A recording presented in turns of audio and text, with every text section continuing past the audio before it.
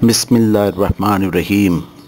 আলহামদুলিল্লাহ ওয়াসসালাতু ওয়াসসালামু আলা রাসূলিল্লাহ, আম্মা বাদ। বন্ধুরা, আজকের ভিডিও অহংকারী বাদশাহ সাদ্দাদের বেহেশত নির্মাণের কাহিনী এবং তার পরিণতি নিয়ে। ভিডিওটি শুরু থেকে শেষ পর্যন্ত দেখার অনুরোধ রহিল। বহুদিন আগে আরব দেশে সাদ নামে একটি বংশ ছিল। এই বংশের লোকদের চেহারা ছিল যেমন খুব লম্বা এবং চওড়া, গায়েও তেমনই ভীষণ শক্তি। তারাই ছিল তখন আরব দেশে প্রবল এবং প্রধান। তাদের একজন বাদশাহ ছিল, তার নাম সাদ্দাদ। সাদ্দাদ ছিল 7 মুলুকের বাদশাহ। তার ধন দৌলতের সীমা ছিল না। হাজার হাজার সিন্ধুকে ভরা মণি, মুক্তা, হীরা, জহরত, ফিলফানায় লক্ষ লক্ষ হাতি, আস্তাবলে অসংখ্য ঘোড়া, সিপাহী শাস্ত্রী যে কত, তার লেখাজোকা ছিল না।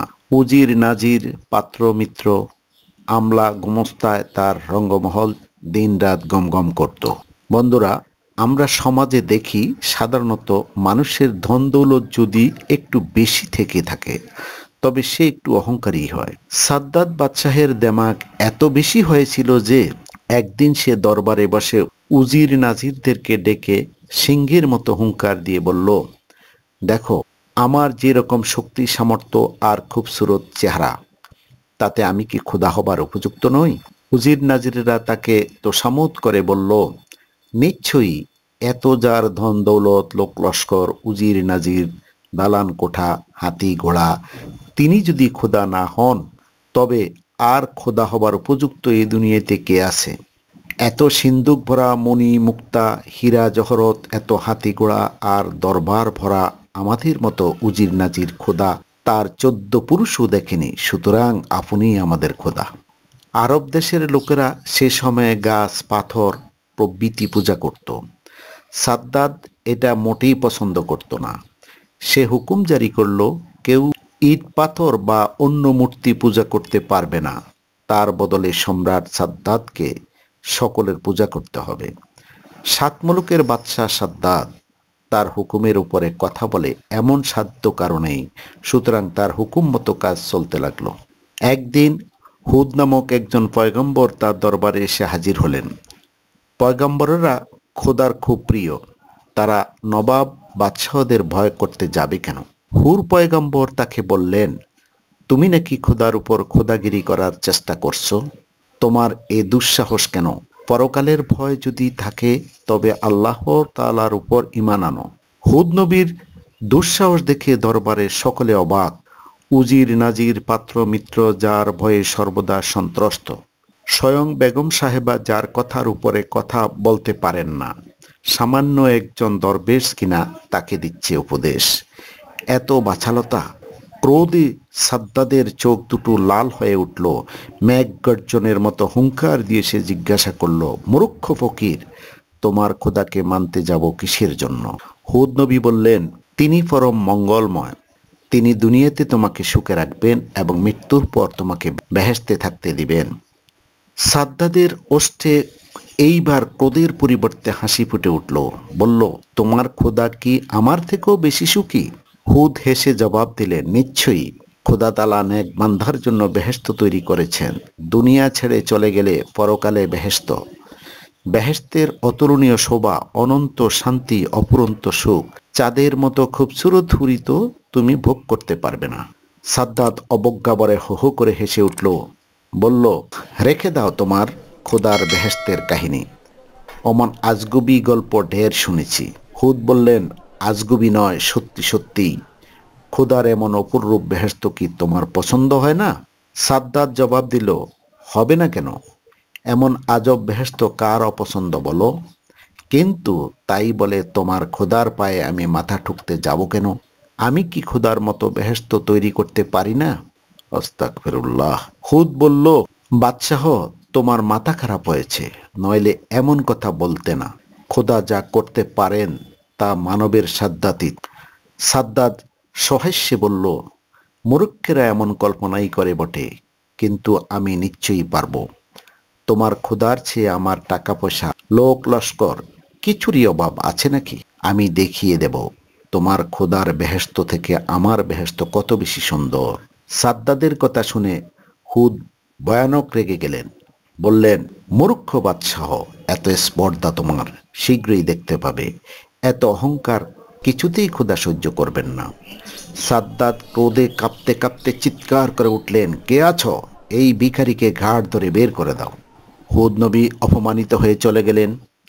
কিছুদিন পরের কথা, বদখেয়ালি সাদ্দাত তার তাবেদার বাদশাহদের ফরমান জারি করে জানালেন, খোদার বেহেশতের চেয়ে বেশি সুন্দর করে অপর একটি বেহেশত আমি সৃষ্টি করতে সংকল্প করেছি, সুতরাং উপযুক্ত জায়গার সন্ধান করো। হুকুম মাত্র জায়গা সন্ধানের জন্য ধুম পড়ে গেল। অনেক খোঁজাখুঁজির পর ইয়ামেনের এমন এলাকায় একটি শস্য শ্যামল অঞ্চলে প্রায় 140 বর্গ মাইল এলাকার একটি জায়গা নির্বাচন করা হলো। স্থানটি সকলের পছন্দ হলো। বেহেশতের উপযুক্ত জায়গা পাওয়া গেছে শুনে সাদ্দাত খুশি হলো। তারপর হুকুম জারি করলো যে 7 মুলুকে যেসব হীরা মণি মুক্তা জহরত আছে সব এক জায়গায় জড়ো করতে হবে। বাদশাহের হুকুম কেউ অমান্য করতে সাহস করল না। দেখতে দেখতে দামি দামি হীরা মণি পান্না জহরত এমন মুলুকে জমা হতে লাগলো। দুনিয়ার যেখানে যত সুন্দর মূল্যবান জিনিস ছিল বেহেশতের জন্য সেই সকল জোগাড় করা হলো। লক্ষ লক্ষ মজুর ও কারিগর কাজ করতে আরম্ভ করলো। দিন রাত পরিশ্রম করে 300 বছর ধরে বেহেশত রচনা করা হলো। তা সত্য সত্যই বিচিত্র কারুকার্যময় ও অপূর্ব চমকপ্রদ হয়েছিল। বিশাল ভূখণ্ডের চারিদিকে 40 গজ জমি খনন করে মাটি ফেলে মরমর পাথর দিয়ে বেহেশতের ভিত্তি নির্মাণ করা হলো। তার উপর সোনা ও রূপার ইট দিয়ে নির্মিত হলো প্রাচীর। প্রাচীরের উপর জমরুদ পাথরের ভীম ও বর্গার উপর লাল বর্ণের মূল্যবান আলমাস পাথর ঢালাই করে প্রাসাদের ছাদ তৈরি করা হলো। মূল প্রাসাদের ভিতরে সোনা ও রূপার কারুকার্য খচিত ইট দিয়ে বহু সংখ্যক ছোট ছোট দালান তৈরি করা হলো। বর্ণিত আছে যে এই বেহেশত নির্মাণ করতে প্রতিদিন অন্তত 40,000 গাদার বোঝা পরিমাণ সোনা রূপা নিঃশেষ হয়ে যেত। এই বেহেশতের যেদিকে নজর দেওয়া যায় সেই দিকে অপরূপ। চারিদিকে শ্বেত পাথরের দেওয়াল ও থাম, তাতে কুশলী শিল্পীদের চমৎকার কারুকার্য দেখলে চোখ জুড়িয়ে যায়। দেওয়ালের গায়ে নানা রঙের ইয়াকুত পাথর দিয়ে এমন সুন্দর লতাপাতা ও ফুল তৈরি করা হয়েছে যে ভ্রমর ও মৌমাছিরা জীবন্ত মনে করে তার উপর এসে বসে। রংমহলের চারিপাশে হাজার হাজার ঝাড় লণ্ঠন জ্বলছে, কিন্তু বাতির দরকার হয় না। অন্ধকার রাত্রেও সেই ঘরগুলো চাঁদের আলোর মতো স্নিগ্ধ ও উজ্জ্বল। মহলের ধারেই বসবার ঘর ও হাওয়াখানা। মণিমুক্তা খচিত শ্বেত ও কৃষ্ণবর্ণ পাথরের কৌচ ও মেজে সজ্জিত রয়েছে। মেজের উপর নানা রঙের নানা আকারের সুন্দর সুন্দর ফুলদানি, তাতে সাজানো রয়েছে জমরুদ ও ইয়াকুত পাথরের নানা রঙের ফুলের তোড়া। তা থেকে আতর, গোলাপ, মেশক, জাফরানের খুশবু ছুটছে। মহলের চারপাশে বাগান। বাগানে সোনা রূপার গাছ, তার পাতা, ফল, ফুল নানা বর্ণের পাথর দিয়ে তৈরি। ভ্রমর ও মৌমাছিগুলো এমন সুন্দরভাবে নির্মিত যে তারা বুঝি সত্য সত্যিই ফুলের উপরে বসে মধুপান করছে। সেই সব ফুল ফল থেকে যে সৌরভ বের হচ্ছে তাতে চারিদিকের বাতাস মৌ মৌ করছে। এইসব গাছের নিচ দিয়ে কুলকুল শব্দ বয়ে চলছে গোলাপ পানির নহর। তার পানি এত স্বচ্ছ যে মনে হয় তরল মুক্তার ধারা বয়ে যাচ্ছে।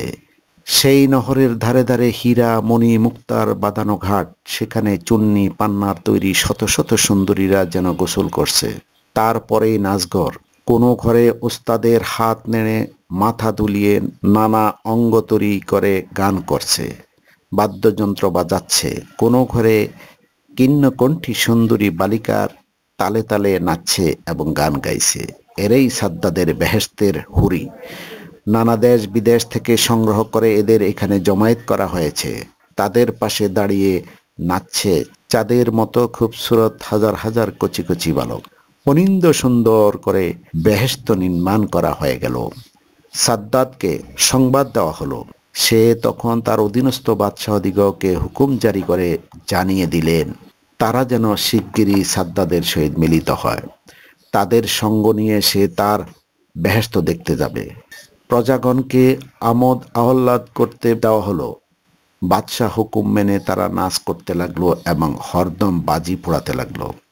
এক শুভ দিনে সুন্দর সুসজ্জিত ঘোড়ায় চড়ে পাত্র মিত্র উজির নাজির লোক লস্কর সৈন্য সামন্ত সঙ্গে নিয়ে ডাক ঢোল কাড়া নাকাড়া দামামা বাজাতে বাজাতে হাজার বাদশাহ তার সৃষ্ট বেহেশত দেখতে চলল।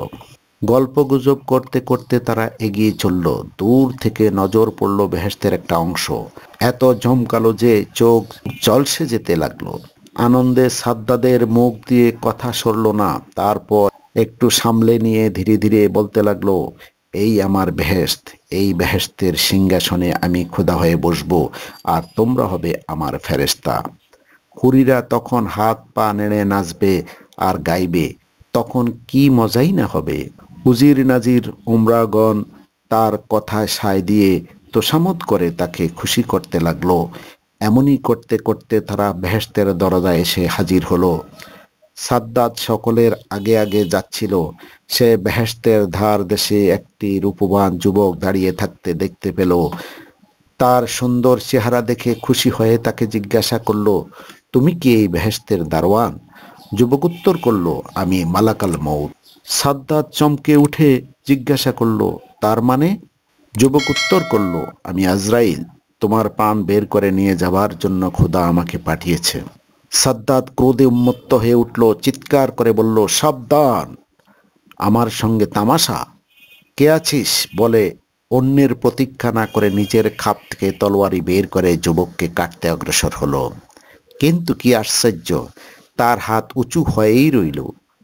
উত্তেজনায় শরীর দিয়ে ধর ধর ধারায় ঘাম নির্গত হতে লাগলো। চিৎকার করে বলল, সৈন্যগণ, শয়তানকে মাটিতে পুঁতে ফেল। যুবক অট্টহাসি হেসে প্রশ্ন করল, কই তোমার সৈন্য সামন্ত? সাদ্দাত পিছন ফিরে দেখতে পেল তার লোক লস্কর সৈন্য সামন্ত একেবারে নিচ্ছিন্ন হয়ে গেছে। ভয়ে সে ঠক ঠক করে কাঁপতে লাগলো। তারপর ভীত কণ্ঠে বলল, সত্যি তুমি কি আজরাইল? আজরাইল বলল, হ্যাঁ, দেরি করবার পুরুষত আমার নেই, আমি এখনই তোমার প্রাণ বের করে নেব। সাদ্দাত চারিদিকে অন্ধকার দেখতে লাগলো। সে শিশুর মতো নিঃসহায়ভাবে ভেউ ভেউ করে কেঁদে উঠল। মিনতি করে বলল, একটু সময় আমাকে দাও ভাই আজরাইল, অনেক সাধ করে আমি বেহেশত তৈরি করেছি, একটিবার আমার তো দেখতে দাও। এই বলে সে ঘোড়া থেকে নামবার চেষ্টা করলো। মেঘের মতো গর্জন করে আজরাইল বলল, খবরদার, এক পা এগিয়ে আসবে না। সাদ্দাত হাউ মাউ করে কান্না শুরু করে দিল। সেই অবস্থাতেই আজরাইল তার প্রাণ বের করে নিয়ে চলে গেল। তারপর কি হলো? আল্লাহর নির্দেশে হযরত জিবরাইল আলাইহিস সালাম এক প্রচণ্ড আওয়াজের সঙ্গে সাদ্দাদের অতি সাদের বেহেশত, তার শ্রী ঐশ্বর্য, লোক লস্কর, উজির নাজির পাত্রমিত্র সবকিছু চক্ষের পলকে মাটির মধ্যে বিলুপ্ত হয়ে গেল। দুনিয়ার ওপরে তার আর কোনো চিহ্নই রইল না। শুধু মানুষের মনে চিরদিনের মতো আঁকা হয়ে রইল আত্মস্তম্ভরিতা অহংকারের শাস্তি কিরূপ ভয়ঙ্কর। আল্লাহ যেন আমাদেরকে অহংকার থেকে মুক্ত রাখেন, আমিন। Thanks for watching. Do not forget click the subscribe button and hit the bell icon.